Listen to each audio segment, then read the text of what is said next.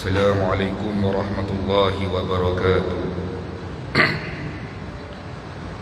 A'udzu billahi minasyaitonir rajim. Bismillahirrahmanirrahim. Alhamdulillahi rabbil alamin, wassalatu wassalamu ala sayyidina Muhammadin asyrafil mursalin wa ala alihi wa sahbihi ajma'in. Subhanaka la ilma lana illa ma 'allamtana innaka antal alimul hakim wa la hawla wa la quwwata illa billahil aliyyil azim. Radina billahi rabba wa bil islami dina wa bi Muhammadin nabiyyan wa rasulah. Allahumma inna ala dzikrika wa syukrika wa husni ibadatik. Rabbi yassir wa la tu'assir fa inna taysir alayka yasir. Rabbi tamim bil khair. Alhamdulillah, syukur pada Allah Subhanahu wa taala, selesai kita menunaikan solat fardu maghrib secara berjemaah dan tuan-tuan memilih untuk kekal di dalam masjid ini sementara menunggu waktu isyak dengan perkara yang bermanfaat. Moga-moga Allah Subhanahu wa taala mendatangkan pahala buat kita semua.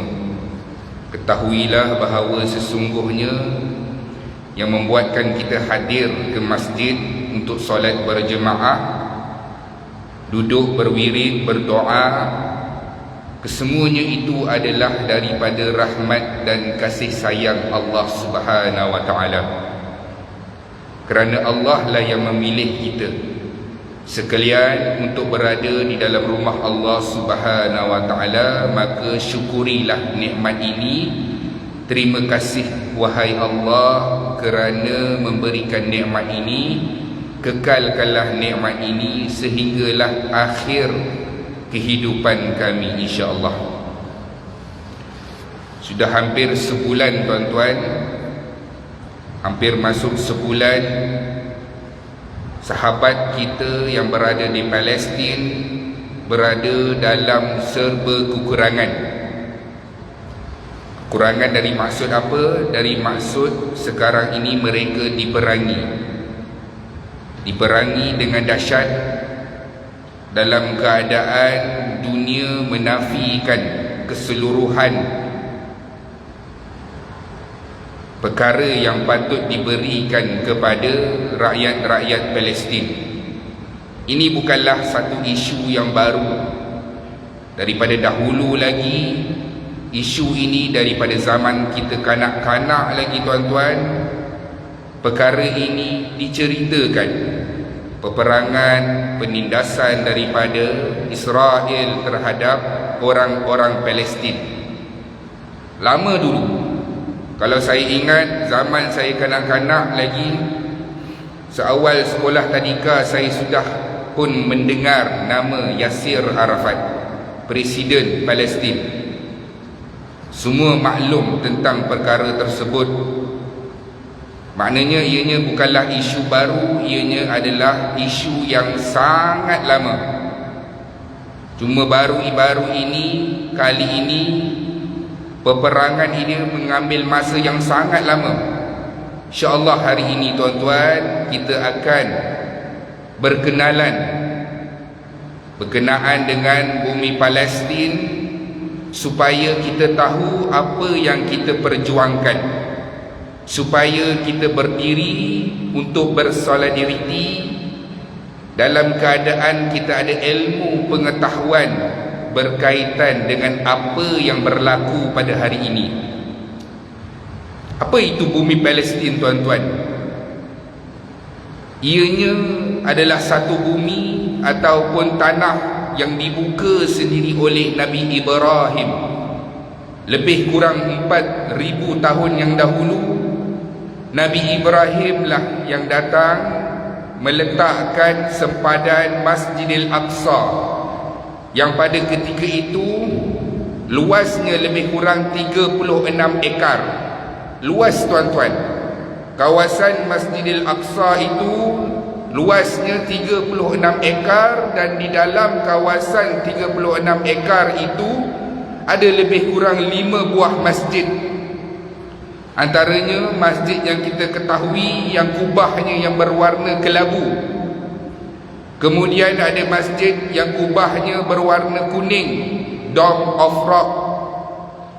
Kemudian ada 3 masjid, dan masjid ini berada di bawah tanah, antaranya Masjid Qibli, Masjid Buraq dan juga Masjid Marwan. Ini adalah tanah wakaf milik seluruh orang, tuan-tuan. Bumi Palestin ataupun Masjidil Aqsa ini, tanah Al-Aqsa ini merupakan tanah wakaf. Maksudnya tanah wakaf kepada siapa? Kepada sesiapa sahaja yang percaya kepada Allah dan Rasulnya, iaitu kepada orang yang beriman. Sebab itu 1300 tahun yang dahulu Nabi Musa bawa Bani Israel ini untuk pergi ke Masjidil Aqsa. Kalau tuan-tuan perasan, selepas peristiwa Nabi Musa diuji dengan ujian, dibawa ataupun dikejar dengan tentera-tentera Firaun, dan berlaku satu mukjizat, Nabi Musa membelah lautan, lepas selamat bersama dengan pengikut-pengikut Nabi Musa. Lalu Allah karamkan Firaun bersama tentera-tenteranya. Habis sahaja daripada peristiwa tersebut, bergeraklah Bani Israel ini ke satu tanah yang telah dijanjikan. Tuan-tuan, habis sahaja daripada peristiwa itu, kata pengikut Nabi Musa, bila lalu dekat kawasan, dia melihat ada kaum yang menyembah berhala. Dia kata, wahai Musa, buatkan kami satu berhala seperti kaum tersebut. Tuan-tuan, baru sahaja Allah selamatkan mereka daripada Firaun, melihat sendiri dengan mata mereka mukjizat yang Allah kurniakan, laut terbelah.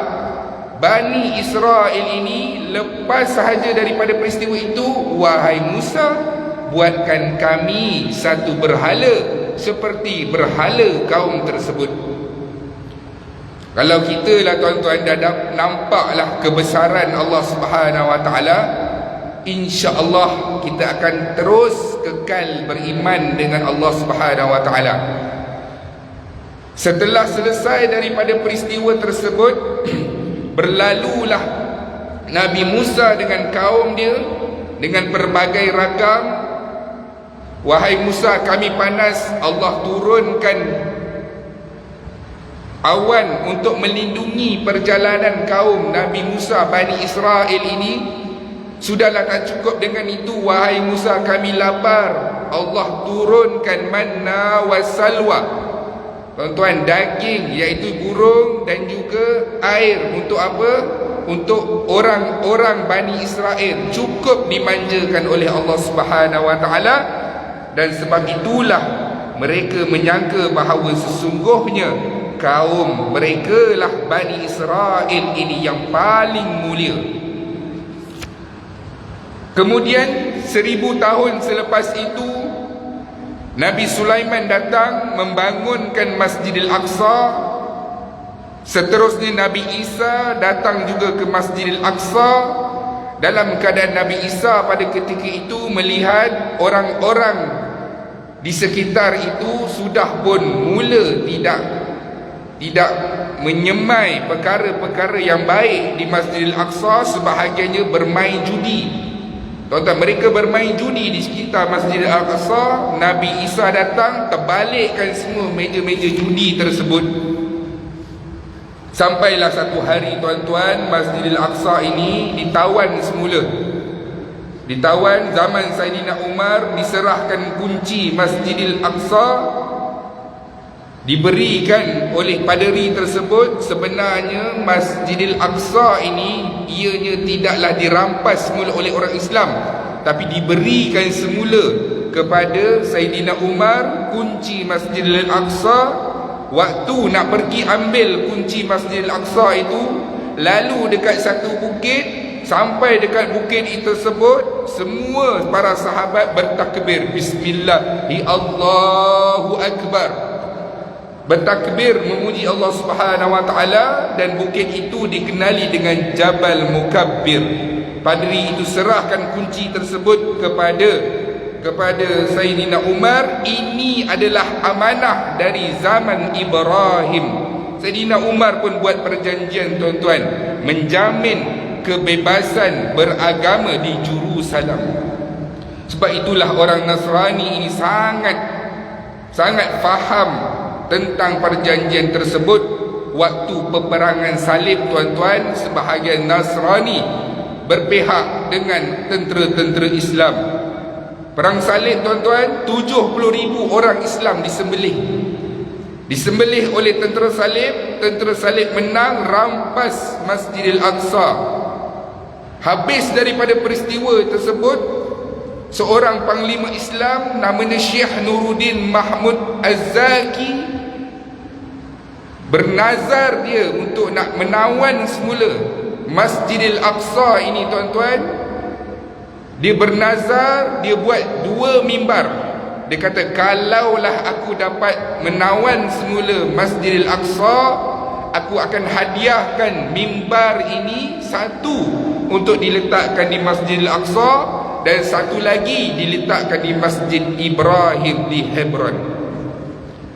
Tak sampai tuan-tuan hajat dia, diteruskan lagi oleh anak murid dia, iaitu Salahuddin Al-Ayyubi dalam perang Hittin. Salahuddin datang memimpin pasukan tentera Islam dalam peperangan Hittin, pergi ke Baitul Maqdis, menewaskan tentera-tentera salib, tuan-tuan. Kata mereka, adakah kamu akan memperlakukan kami seperti dahulu, di mana 70,000 orang-orang Islam disembelih? Lalu kata Salahuddin Al-Ayyubi, guruku tidak seperti gurumu. Guruku adalah Muhammad sallallahu alaihi wasallam, dan aku tidak akan memperlakukan keadaan seperti dahulu yang kamu lakukan kepada orang Islam. Maka keluarlah kamu daripada Baitul Maqdis ini dalam keadaan diiring tentera-tentera salib ini keluar daripada Baitul Maqdis, tuan-tuan. Sebab itulah bila kita lihat dalam isu Palestin ini, tuan-tuan, ianya adalah tanah wakaf untuk orang-orang yang beriman kepada Allah Subhanahu wa taala. Dan sebab itulah setiap di antara kita yang beriman, yang beragama Islam, mesti ada rasa tanggungjawab untuk mengembalikan Baitul Maqdis kepada orang Islam. Sebab itulah kita bersolidariti, kita berhimpun untuk menyatakan hasrat kita yang kita tidak setuju dengan keadaan apa yang berlaku di Palestin, tuan-tuan. Setiap dari kita ada tanggungjawab.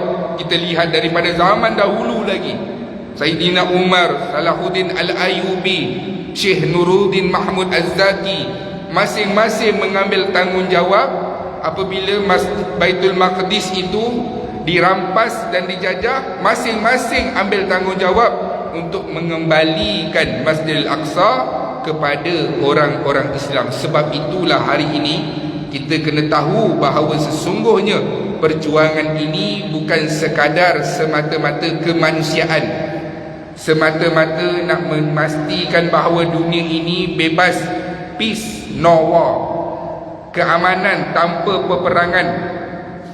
Sama, tuan-tuan, habis daripada peristiwa tersebut, tahun 1948 British datang bahagikan tanah Arab ini. Satu diberikan kepada Perancis, sebahagian lagi diberikan kepada British. Sama yang berlaku di Nusantara ini, tuan-tuan. Apabila British membahagikan Nusantara ini, antaranya British ambil sebahagian dan sebahagiannya diberikan kepada orang-orang Belanda. Sebab daripada dendam itulah, dendam apa? Tentera salib ini kalah pada 1187, tanah Jerusalem ini diberikan kepada Israel, tuan-tuan. Kalaulah satu-satu negara itu, ataupun kita nak buat negara lah, kita nak buat negara, nak buat satu wilayah, kita mesti dapatkan pengiktirafan daripada negara kuasa besar. ataupun hari ini PBB. Israel mohon, maka diangkat sebagai sebuah negara, tuan-tuan. Itulah yang berlaku hari ini di Palestin. Apa yang ada dekat Baitul Maqdis ni, tuan-tuan? Ianya adalah merupakan kiblat pertama orang Islam. Orang Yahudi sampai hari ini mereka menjadikan itu adalah sebahagian daripada kiblat mereka, Baitul Maqdis. Kalau tuan-tuan tengok, ada satu tembok dinding yang mereka hantuk-hantukkan kepala mereka, tuan-tuan. Di dinding tersebut meratap kesalahan dan dosa-dosa mereka. Sebenarnya itu adalah dinding barat, dinding kawasan barat Masjidil Aqsa. Waktu Nabi Isra' Mi'raj, tuan-tuan, Nabi solat di situ. Tapi Nabi solat menghadap di Kaabah. Apabila turunnya ayat fawalli wajhaka syatral masjidil haram, waktu Nabi solat di Madinah, tuan-tuan, maka berpalinglah kamu untuk menghadap ke Masjidil Haram. Maka mereka pusing 180 darjah. 180 darjah dari sini menghadap sana. Menghadap sana menuju ke menuju ke Masjidil Haram. Nak senang faham, tuan-tuan, Kuala Lumpur itu Mekah. Nak senang faham, Mekah itu adalah Kuala Lumpur. Baitul Maqdis contoh terletak di Kedah. Baitul Maqdis terletak di Thailand, dan Madinah itu adalah Kedah. Nabi solat ketika itu di Madinah. Apabila Nabi menghadap ke Baitul Maqdis, turun ayat tersebut, maka berpindahlah mereka semula menghadap ke Mekah. Tuan-tuan dapat bayangkanlah, bila saya sebut tu Baitul Maqdis itu adalah Thailand, Madinah itu adalah Kedah, Mekah itu adalah Kuala Lumpur. Dapat bayangkanlah, daripada atas ujung sekali Nabi menghadap Baitul Maqdis, dan akhirnya apabila turun ayat fawalli wajhaka syatral masjidil haram, maka mereka berpalinglah ketika itu waktu solat asar. Berpalinglah mereka semula menuju ke arah Kaabah, iaitu Mekah. Itulah salah satu peristiwa yang sangat rapat kita sebagai orang Islam yang ada kaitan dengan Masjidil Aqsa, tempat Nabi Isra' Mi'raj, tuan-tuan. Di situlah Palestin ini adalah satu buah negara yang dikenali dengan Darul Syuhadah. Darul Syuhadah, rahsia keberanian orang-orang Palestin bukan adalah kerana diri mereka, tapi adalah di mana tempatnya mereka duduk dan tinggal, tuan-tuan, iaitu Palestin, salah satu tanah yang barakah. Sebab apa hari ini diserang? Sebab apa hari ini peperangan berlaku? Sebelum ini pun memang berlaku peperangan, serangan daripada orang-orang Israel terhadap orang-orang Palestin. Dari dulu 75 tahun, tuan-tuan, lama dah. Kenapa hari ini dia jadi satu benda yang paling besar, seolah-olah baru hari ini berlakunya peperangan ini?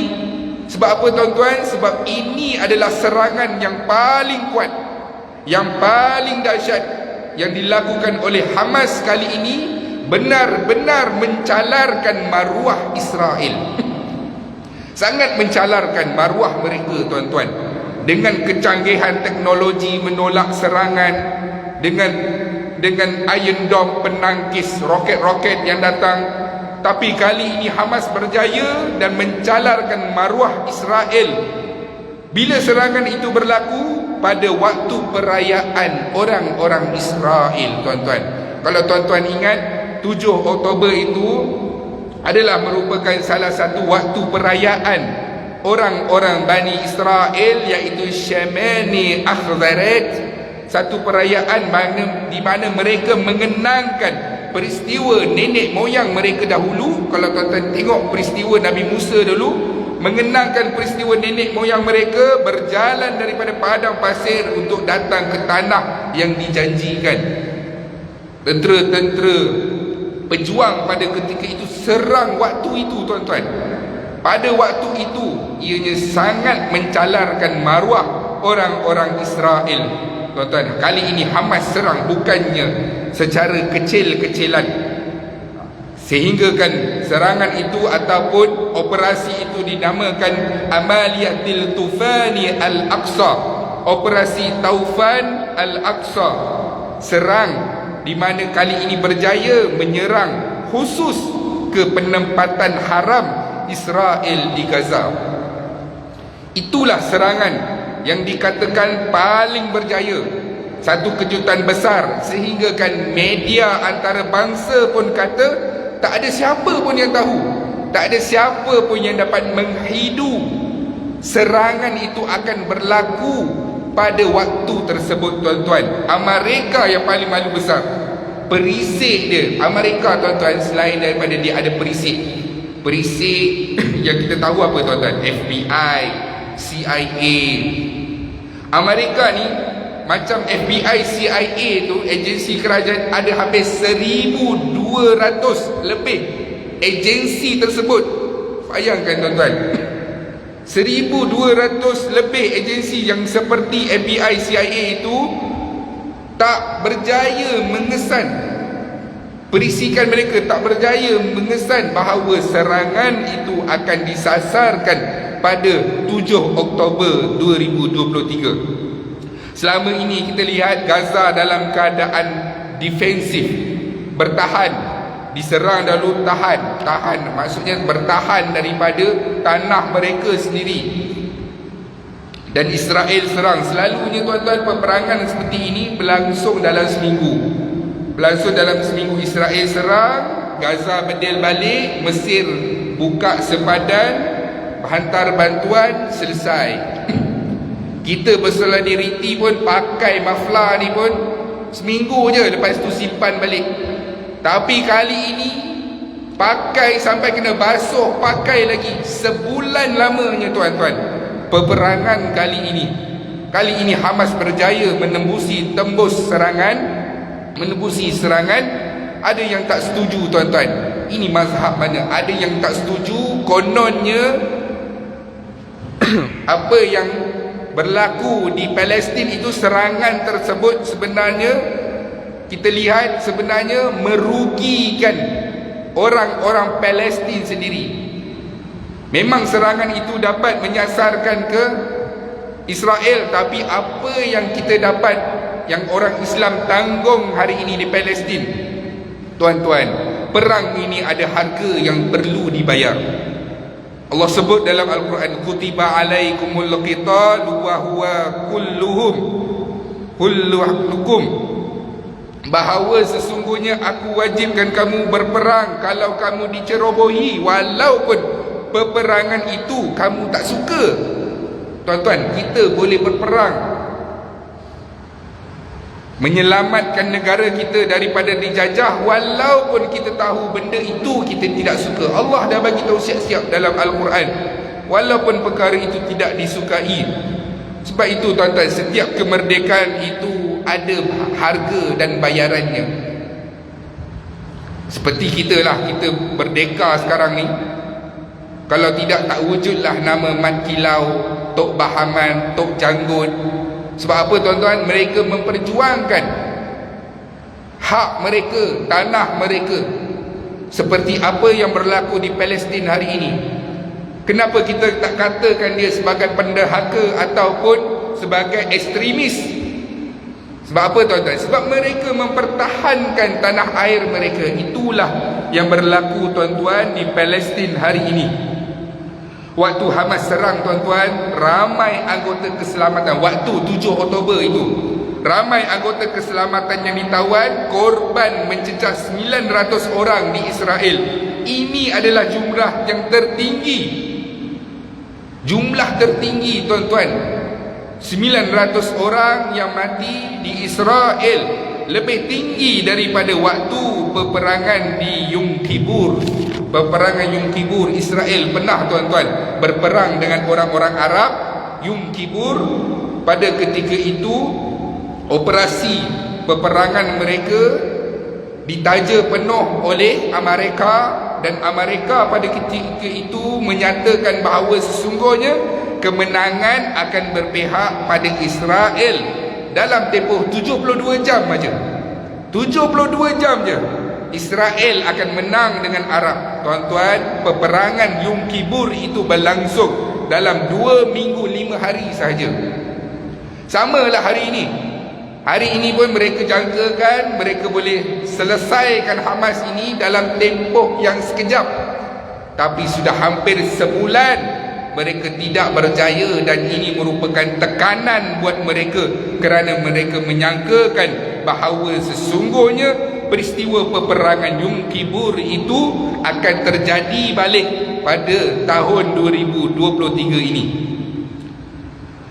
Kalau tuan-tuan perasan, dalam serangan tersebut sebenarnya di pihak Hamas, bukannya hanya Hamas sahaja, ada lima kumpulan, antaranya PIJ, Palestine Islamic Jihad. Ini adalah betul-betul daripada pasukan tentera yang ada 5,000 anggota. Kemudian ada PFLP, Popular Front for the Liberating Palestine, Brigade Al-Quds.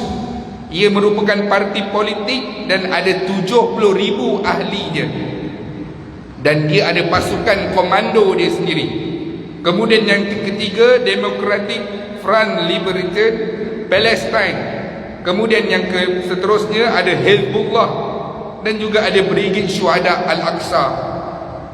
Kesemuanya tuan-tuan berjumlah 40,000 orang tentera nak lawan dengan Israel yang lebih kurang 500,000 tentera, bersama dengan IDF, dengan keseluruhan orang-orang Israel itu dikerahkan.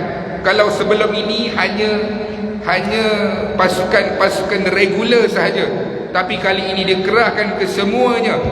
Wataniyah ada contoh, dia punya pengawal keselamatan dia, rakyat dia sendiri dipanggil untuk menyertai peperangan ini, untuk serang habis-habisan, sehingga kan operasi ketika itu dinamakan Mibsa Kerevat Barsel, iaitu operasi pedang besi, untuk membantai keseluruhan orang-orang Palestin. Setakat ini saja tuan-tuan, Israel yang mati lebih kurang 1,400 lebih, cedera 5,000 lebih, yang diculik 200 lebih, hilang 100 hingga ke 200 orang, dan 200,000 orang Yahudi dipindahkan. Dan di pihak tentera muslimin Palestin 9,000 orang, ataupun hari ini mungkin meningkat lagi jumlah kematian, dan 19,000 lebih yang cedera. 1 juta pindah daripada Palestin tersebut tuan-tuan. Ini isu Palestin adalah isu yang sangat dekat dengan kita. Apa yang berlaku di Palestin ini tuan-tuan merupakan pelengkap peristiwa kiamat yang nak berlaku. Lagi dekat nak kiamat, banyak kita dengar hadis-hadis berkaitan dengan ramalan Rasulullah sallallahu alaihi wasallam. Hadis-hadis ramalan ini apa yang Nabi sebut tapi tak berlaku lagi. Antaranya, Nabi pernah sebut Ammar bin Yasir akan mati dibunuh, dalam keadaan Ammar bin Yasir masih lagi hidup di atas muka bumi. Dan Nabi juga pernah sebut sesungguhnya Uthman bin Affan akan mati disembelih atau mati dibunuh, dalam keadaan Uthman bin Affan pada ketika itu masih lagi hidup. Dan yang paling masyhur tuan-tuan, hadis berkaitan dengan ramalan ini adalah Nabi pernah sebut 800 tahun sebelum peristiwa itu berlaku tuan-tuan. Nabi dah sebut dah bahawa akan berlaku satu orang Islam yang ketika itu akan menawan kota Konstantiniyah yang ditawan oleh Sultan Muhammad Al-Fatih. Nabi sebut ketika itu belum pun berlaku. 800 tahun lepas Nabi sebut itu baru berlaku tuan-tuan. Dan dalam kitab Yahudi sendiri pun disebut tentang peristiwa akan berlaku turunnya Mesiah tuan-tuan. Mesiah ini turun, dikabarkan dia ini adalah keturunan King David, akan turun bersama dengan orang-orang Israel berperang, dan seluruh dunia pada ketika itu akan menganggap bahawa sesungguhnya agama yang benar adalah Yahudi, dan mereka akan duduk dalam keadaan aman dan damai di bawah pimpinan Mesiah mereka, tuan-tuan. Sama macam kisah Imam Mahdi. Sama macam Imam Mahdi, kita pun begitu juga. Kita tunggu Imam Mahdi. Imam Mahdi akan duduk mentadbir bumi ini, tuan-tuan, ketika itu dalam keadaan aman dan tenteram, tidak berlakunya pembunuhan. Dalam kitab Yahudi pun disebutkan perkara yang sama, cuma mereka menganggap bahawa sesungguhnya pertolongan yang datang daripada Mesiah itu datangnya hanya semata-mata untuk mengangkat orang-orang Yahudi semata-mata, tuan-tuan. Itu yang berlaku pada hari ini. Selain daripada kita berdoa, tuan-tuan, kita berdoa hari-hari, kita berdoa kepada Allah Subhanahu Wa Taala, kita juga boleh mentahirkan sokongan kita dengan cara apa, tuan-tuan?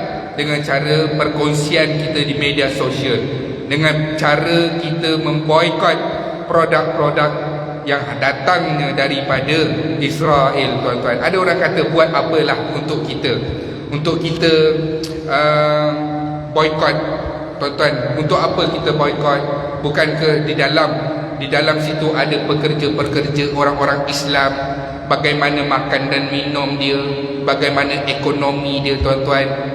Sebenarnya, tuan-tuan, kalaulah kita nak kata bahawa orang yang bekerja di bawah agensi yang menyumbang kepada Israel ini, mereka tidak menyokong orang-orang Palestin. Mereka kena ada azam, tuan-tuan. Saya pernah tengok satu wawancara. Apabila ditemu bual seseorang itu, dia kata, adakah orang yang beli McD ataupun bekerja dengan makanan-makanan fast food ini, mereka ini kufur ataupun mereka ini tidak menyokong kepada orang-orang Palestin? Jawapannya, tuan-tuan, mereka tidak sensitif sahaja. Makanan itu halal, diuruskan dengan cara yang halal, cuma kita tak sensitif sahaja. Habis, adakah mereka perlu berhenti kerja? Tuan-tuan, kalaulah orang non-Muslim yang masuk Islam pada hari pertama dia masuk Islam, dan dia adalah pekerja di salah satu pusat hiburan yang menguruskan minuman arak, tuan-tuan, kita yang Islamkan dia ini, adakah kita patut cakap dengan dia, kamu kena berhenti kerja? Hari pertama masuk Islam, berhenti kerja, kemudian pakai tudung lengkap dan sebagainya. Tuan-tuan, itu adalah cara yang salah. Cara yang sebenarnya adalah mereka kena perlahan-lahan. Walaupun mereka bekerja di institusi tersebut, kena ada azam di dalam hati mereka untuk ubah daripada pekerjaan tersebut. Kita bukan menyatakan mereka ini adalah daripada golongan yang bersama dengan Israel, tuan-tuan. Walaupun kita tidak menyokong daripada sudut tersebut, tak menyokong mereka daripada sudut tersebut, tapi boikot kita ini, kan, tuan-tuan, kalaupun kita tak boikot disebabkan daripada isu-isu Palestin ini, tuan-tuan, kita boleh boikot daripada sudut kesihatannya sekalipun. Kenapa bila boikot berkaitan dengan kesihatan, tak apa, bagus, teruskan, jangan ambil makanan seperti itu. Tapi bila kita selitkan sahaja tentang agama, semua jadi sensitif. Semua kata tak boleh, itu tak boleh, ini tak boleh. Ada je hujah-hujah dia yang mana menyatakan konon-kononnya kita nakkan keamanan tanpa peperangan, tuan-tuan. Walhal Allah Subhanahu Wa Taala sebut di dalam Al-Quran bahawa sesungguhnya kalaulah kita diceroboh, kita diperangi, tanah kita dirampas, kita boleh lawan walaupun perkara itu kita tidak pun suka, tuan-tuan. Apa yang kita buat kali ini, tuan-tuan, sebenarnya merupakan salah satu tanggungjawab kita. Kerana itu adalah tanah wakaf untuk orang-orang Islam. Kita tengok pemimpin-pemimpin Islam yang terdahulu pun mereka berjuang. Setiap kali bumi Palestin ini dirampas, tanah mereka diambil, akan datang pemimpin-pemimpin Islam untuk ambil semula hak tersebut, tuan-tuan. Apa yang kita boleh buat, tuan-tuan, pada hari ini adalah untuk menyatakan sokongan kita bahawa sesungguhnya hari ini Israel dan juga Amerika sendiri pun sudah pun merasakan tekanan yang ada, sehingga kan Presiden Amerika sendiri sebut kepada Israel supaya hentikan serangan buat sementara, kerana rakyat Amerika sendiri pun tidak pun bersetuju dengan tekanan demonstrasi yang mereka lakukan untuk menghentikan apa kekejaman yang berlaku hari ini di Palestin. Mereka telah pun mula merasakan tekanan tersebut, teruskan memberikan tekanan kepada Israel dan juga Amerika ini, tuan-tuan, supaya mereka tahu bahawa sesungguhnya orang Islam ini tak main-main. Orang Islam ini di seluruh dunia bukannya main-main. Tuan-tuan tahu tak, Benjamin Netanyahu sendiri sebut, dia kata apa? Boikot ini adalah sementara sahaja. Orang-orang Islam akan kembali kepada Israel seperti anjing-anjing yang kembali kepada tuan-tuannya. Tuan-tuan, Benjamin Netanyahu sebut perkataan itu, boikot ni sementara je. Sebab apa? Orang-orang Islam ini, mereka akan kembali semula seperti perangai asal mereka, kembali kepada kita seperti anjing-anjing yang balik kepada tuan-tuan mereka. Tuan-tuan, kita digelarkan seperti anjing-anjing yang pulang kepada tuan-tuan mereka. Inilah yang kita kena berikan tekanan, tuan-tuan, kepada orang-orang Israel, supaya mereka tahu bahawa sesungguhnya Palestin ini dalam keadaan mendapatkan sokongan keseluruhannya daripada orang-orang Islam dunia. Tak apalah, kalaupun di pihak pemimpin Arab sekalipun tak ambil kisah, kita sendiri yang beragama Islam, walaupun hanya seorang sahaja yang boikot, tuan-tuan, tak apalah. Sekurang-kurangnya hari ini kita dapat lihat apa yang berlaku. Ekonomi mereka sudah pun menunjukkan kadar penurunan, walaupun tak banyak, tapi sudah pun nampak sedikit demi sedikit, tuan-tuan. Moga-moga Allah Subhanahu Wa Taala memberikan kemenangan kepada orang-orang Palestin, terutamanya orang-orang Islam, memberikan mereka balasan syurga atas apa yang mereka perjuangkan. Dan moga-moga Allah Subhanahu Wa Taala memastikan yang benar itu akan terus menang, dan yang batil itu akan terus dimusnahkan oleh Allah Subhanahu Wa Taala. Sekadar itu dulu, tuan-tuan, perkongsian ringkas supaya kita tidak leka dan lena daripada arus kehidupan dan masa ini, supaya isu ini terus kekal dan diabadikan di dalam hati kita bahawa sesungguhnya Palestin, Baitul Maqdis itu tertanam di dalam hati kita selepas daripada Masjidil Haram, tuan-tuan, dan juga Al-Masjidun Nabawi. Wallahu alam. Sekadar itu, tuan-tuan. Yang baik datang daripada Allah, yang lemah adalah kelemahan saya sendiri. Moga-moga Allah Subhanahu Wa Taala memberikan pahala daripada atas apa yang kita lakukan buat orang sesama Islam kita. A'udzubillahi minasyaitonirrajim. Bismillahirrahmanirrahim. Alhamdulillahirabbil alamin, wassalatu wassalamu ala asyrafil anbiya'i wal mursalin wa ala alihi wa sahbihi ajmain. Ya Allah, ya Tuhan kami, ampunkanlah dosa-dosa kami, dosa kedua ibu bapa kami, dosa ahli keluarga kami, dosa rakan-rakan kami. Ya Allah, ya Tuhan kami, matikan kami dalam keadaan husnul khatimah, jangan matikan kami dalam keadaan su'ul khatimah. Ya Allah, ya Tuhan kami, ringankan sakit sakaratul maut kami. Ya Allah, jadikan kubur kami di antara taman-taman syurga, jangan jadikan kubur kami di antara lubang-lubang neraka. Ya Allah, ya Tuhan kami, bangkitkan kami dalam keadaan Engkau redha dengan kami. Ya Allah, berilah buku amalan kami dengan tangan kanan kami, jangan beri buku amalan kami dengan tangan kiri kami. Ya Allah, ya Tuhan kami, hisablah kami dalam keadaan ihsan. Ya Allah, permudahkan proses timbangan mahsyar kami nanti. Ya Allah, himpunkan kami, kedua ibu bapa kami, ahli keluarga kami, rakan-rakan kami ke dalam syurga Firdaus tanpa hisab dan azab. dan jauhkanlah kami daripada azab api neraka jahanam. Ya Allah, ya Tuhan kami, permudahkanlah urusan sahabat-sahabat kami di Palestin, ya Allah.